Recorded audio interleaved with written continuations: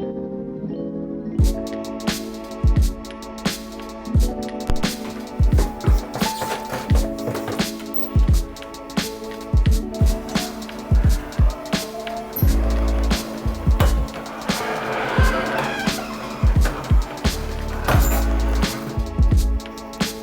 we got a new Commuter, and it's not a bike.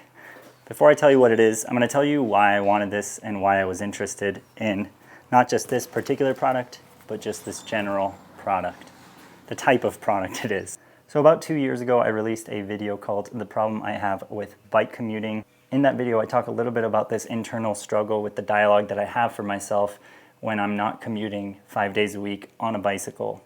Now, of course, my substitute to that is traditionally a car, which I'll get to in a bit.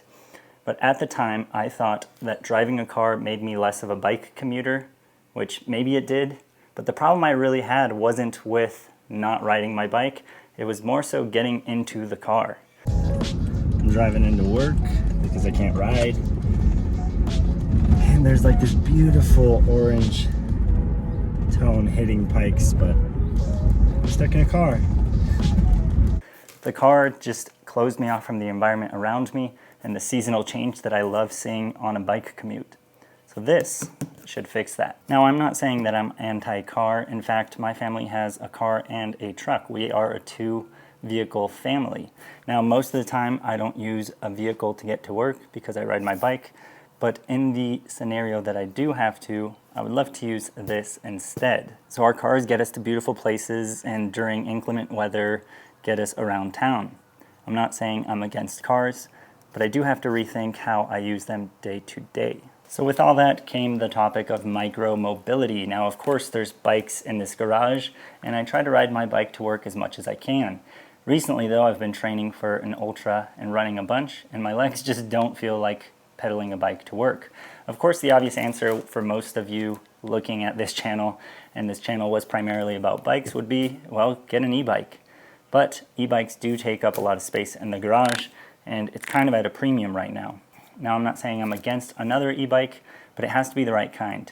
So I opted to not go the e-bike route, and I opted for this. So what is this? This is something I would see many people use over the last few years of commuting by bike. I see tons of them.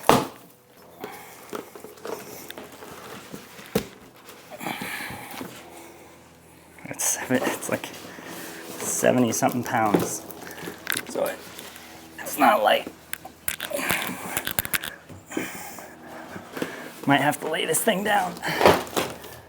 Whew.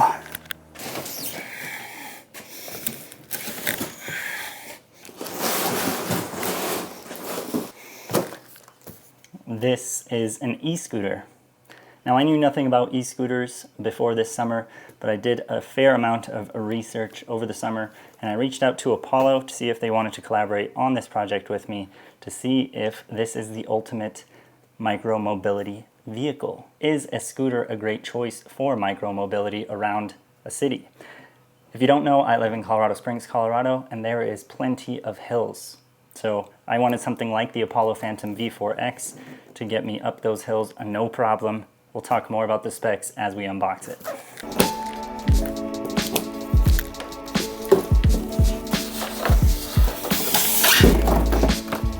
This thing's heavier than most of my bikes. It's not a bad thing though.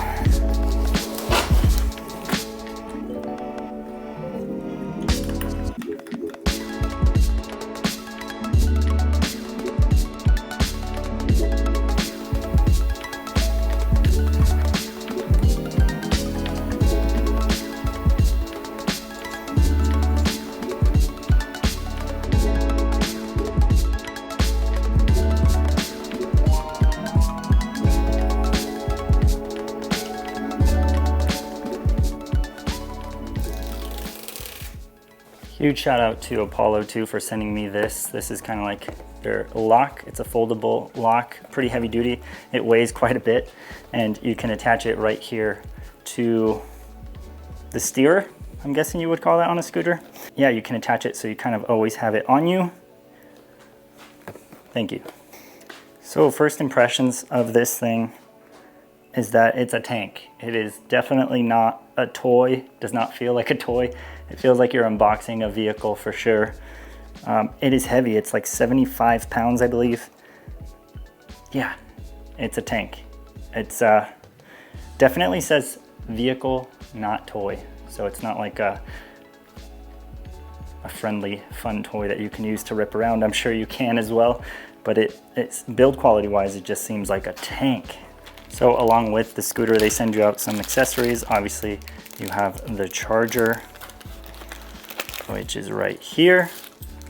You have some nut protectors. So these go on the front and rear wheels just to kind of guard the nuts and protect them from moisture, anything like that. And they give you a multi-tool. Pretty sweet. I'm never complaining about having another multi-tool, even though I have all these tools.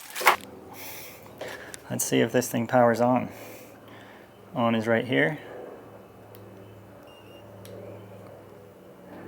Wow, quite a lot of battery. Okay, I think we're ready to test this thing out. It's in gear 3, no way do I want to start in that gear. You hit the on button to switch up in gears. Now that we've unboxed the scooter, let's get into some of the features that this scooter offers. The Apollo Phantom V4X features two 1200 watt motors, one in each wheel, a 41 mile/hour top speed. It can go up to 25% grade hills. It also has quadruple spring suspension, front and rear mechanical disc brakes, and a regen brake. The V4X also includes self-healing tires and new controls up front. The Phantom operates on a 52-volt battery that is stored just below the spacious deck. Lastly, it does feature a 1000 lumen front light, fixed with a rear braking light and left and right turn signal lights. So before Apollo agreed to send me this, I was kind of looking at different things online in terms of protective gear that you should wear when scootering, and this thing can go up to 40 miles per hour with its two 1200 watt motors front and rear. So I opted for a full face helmet. Now, this thing has a Ludo mode which goes 41 miles per hour. I don't expect to be using that very much at all, but I do expect to be cruising faster than I would on a bicycle. A bicycle helmet simply wouldn't protect me as much as a true dot rated motorcycle helmet, so I got kind of the cheapest dot helmet I can find. You got to kind of think of these, or I think of them as like a moped but electric.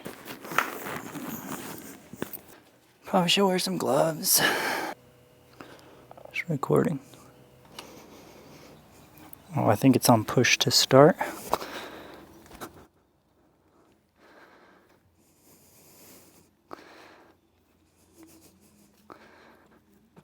Whoa.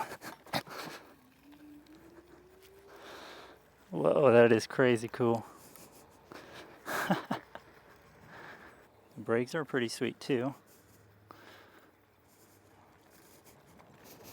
Takes a little bit to get used to this thing, but it's awesome. I'm on gear 1 right now, just taking it easy, trying it out.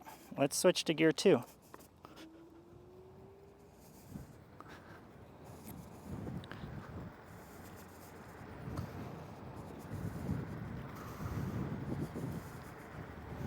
Whoa, that is fun, dude.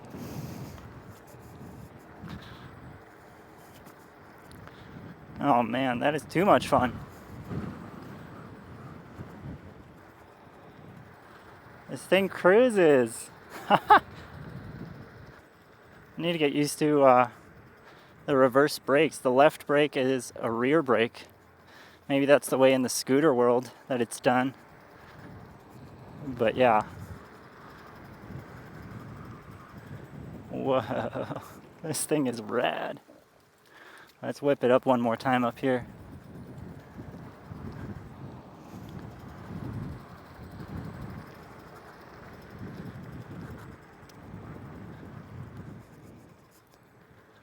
Wow.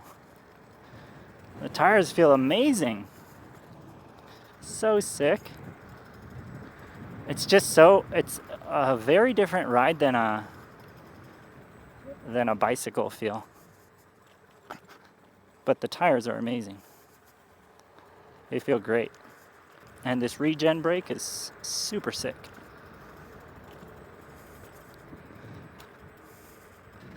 The shocks are doing their job.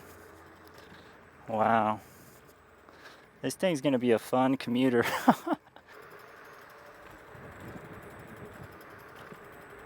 You get to like pretty much stand upright in this thing. Wow, dude, so sick. So sick.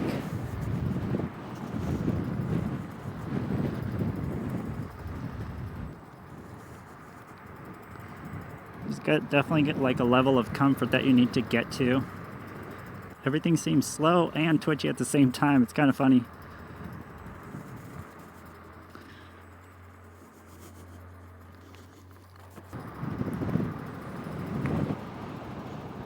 I really can't see the screen. The screen is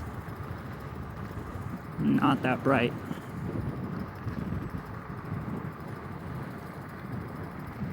That is what I'll say. So let's talk first impressions of the Apollo V4X. It's a tank. It feels, like I said earlier, another vehicle, not just like some sort of toy like to have fun on. Like I said, yes, you can have fun on it and cruise, but as far as like a commuter vehicle and something I would want in a commuter vehicle, this seems to be the ticket. Of course, I'll see in my first commute, which I'll document and post here on the channel soon after this video. Super solid. The steering is a little bit strange. I think for high-speed stability, they added like a triangular steerer. So every time you steer past it, you feel it almost lock. But that's just so when you're going straight at high speed, you don't get any sort of speed wobble. It is very comforting when you're going straight. I need to learn kind of how to be a little bit more comfortable and maneuver side to side on this thing in terms of not turning the handlebar, but more so going with it, kind of like you would on a longboard. But yeah, oh man, it's awesome. I want to take it out for another spin. Wow.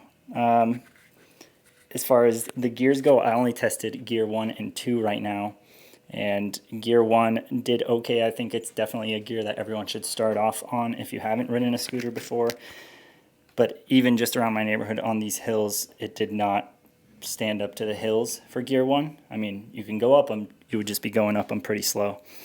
In terms of everything else on the scooter, everything seems pretty solid. The disc brakes rub a little bit, but nothing I can't fix with my Park Tool DT2, my rotor tool. So I'll be using this to kind of straighten those rotors out and just make sure nothing's rubbing. There is an app that goes with this, which I'm excited to explore. More about that in the following videos, which you can tune the regen brake, you can tune, I think, the throttle sensitivity, things like that. So excited to check out the app and see what you can do with this scooter right now. As you could probably tell on my face, pretty stoked. I'm excited to have something else that will get me to work, that I don't have to pedal or push. It's just like electric. It goes vroom. Well, zoom. It's very, very quiet too. That was my impression on it. Very quiet. So that is it for this first video. Thank you so much for watching. Thank you to Apollo for working with me on this. And I'm excited to have it in the garage. I have taken it on a couple commutes. I will film my commute tomorrow with it. So stay tuned if you want to see that. And yeah, see you guys in the next one. Peace.